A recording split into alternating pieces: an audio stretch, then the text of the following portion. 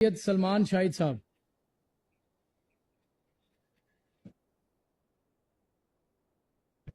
سلمان صاحب. بسم اللہ الرحمن الرحیم. بہت شکریہ جناب اسپیکر، آپ نے موقع دیا. میں تھوڑا سا بجٹ کے حوالے سے گفتگو کرنا چاہوں گا. یہ بجٹ میں سب سے پہلے جو میری ریزرویشنز تھیں، 187 ارب آپ نے پولیس کے لیے رکھا، صرف اور صرف پی ٹی آئی کو کچلنے کے لیے، جبکہ پولیس تو ماشاءاللہ بڑی خود کفیل ہے. کم از کم میرے حلقے کے ہر تھانے سے پولیس 1.5 کروڑ روپے خود ہی اکٹھا کر لیتی ہے. یہ بجٹ تعلیم پہ لگا دیتے تو پولیس کا کوئی نقصان نہیں تھا. لیکن میں سمجھتا ہوں کہ شاید ہمیں کچلنا اس سے بھی امپورٹنٹ ہے اور عوام کو جاہل رکھنا ایک پرائیورٹی بن گیا ہے. جناب اسپیکر، 12 سے 14 کروڑ عوام کا یہ صوبہ ہے جس کے ہم نمائندے ہیں، اور 80% عوام کا مسئلہ صرف ایک پنکھا اور ایک فریج کی بجلی ہے جس کا بل وہ نہیں دے سکتے. آپ نے مڈل کلاس پہ ٹیکس لگایا، مزید لگایا، مجھے کوئی اعتراض نہیں. مجھ پہ جتنا بھی ٹیکس اضافی لگے گا میں بھروں گا کیونکہ یہ ریاست کا حکم ہے. لیکن جناب اسپیکر، میرا ٹیکس کسی صحیح کام پہ تو لگائیں. ایک غریب اور کرپلڈ اکانومی کے ہم نمائندے ہیں اور اس ایوان کو دیکھیں. سر، میرا ووٹر ایک پنکھے کی بجلی افورڈ نہیں کر سکتا، اور خدا کی قسم مجھے شرم آتی ہے اتنی ایئر کنڈیشننگ میں بیٹھتے ان کے پیسوں سے. سر، ہم خود کو بل نہیں بھر رہے، ہم ان کے پیسوں سے جو پنکھے کا بل نہیں دے پا رہے ہم اس ایوان میں بیٹھے ہیں. یہ شرم کا مقام ہے. میں اپنے ووٹروں سے شرمندہ ہوں کہ اتنے کمزور اور بیہودہ بجٹ کا میں حصہ بنا ہوں. سر میں ان کو جواب نہیں دے سکتا ہر بات پہ. سر کوئی بھی بات ہو، پولیس ہماری جو ہینڈ بک ہے ایم پی ایس کی، اس میں چینجنگ کریں، اس میں لکھیں کہ یہ استحقاق پی ٹی آئی کے نمائندوں پہ نہیں لاگو ہوتا. ہمارے گھر تو کھلے ہیں پولیس کے لیے، جب مرضی آئیں تو وہ اس بک کو ایڈٹ کریں اور ہماری پلیز اس میں لکھیں کہ جی ہم جو پی ٹی آئی سے جیت کے آئے ہیں اس کا کوئی استحقاق نہیں ہے. سر جو بھی بات ہوتی ہے 9 مئی بیچ میں آ جاتا ہے.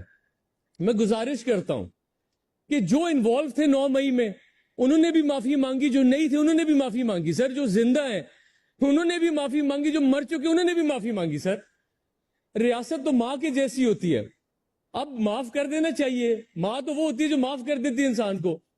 اس 9 مئی کے واقعے میں آپ نے حکومت بنا دی، آپ اس کو بھول جائیں.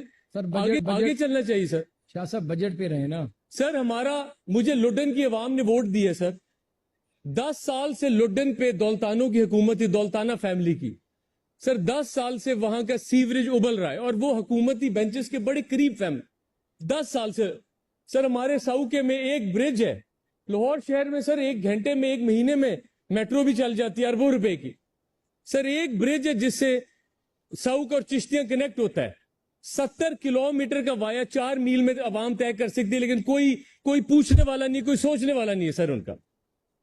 سر اتنا عوام، سر کسانوں کے لیے جو بجٹ سے پہلے کیا گیا اور جو بجٹ کے بعد کیا گیا، ایک کسان فیملی سے ہوتے ہیں. سر میں بڑا شرمندہ ہوں اپنے کسانوں سے کہ ہمارے پاس کچھ بھی نہیں ہے اس بجٹ میں ان کو آفر کرنے کے لیے.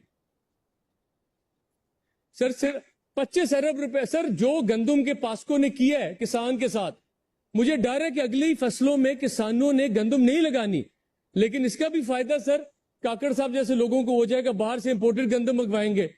آپ کے کسان نے اگلے سال، میں آپ کو شرطیہ کہہ تو گندم نہیں لگانی جو ہم نے ان کے ساتھ کیا. سر جناب اسپیکر، میں فلور آف دا ہاؤس پہ آپ کے ایک بڑی ضروری بات اپنی عوام سے کرنا چاہتا ہوں.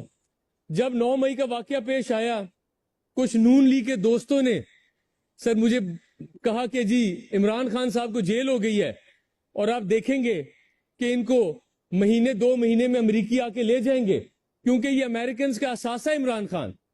سر آج 1 سال ہو گیا خان صاحب کو جیل گئے ہوئے.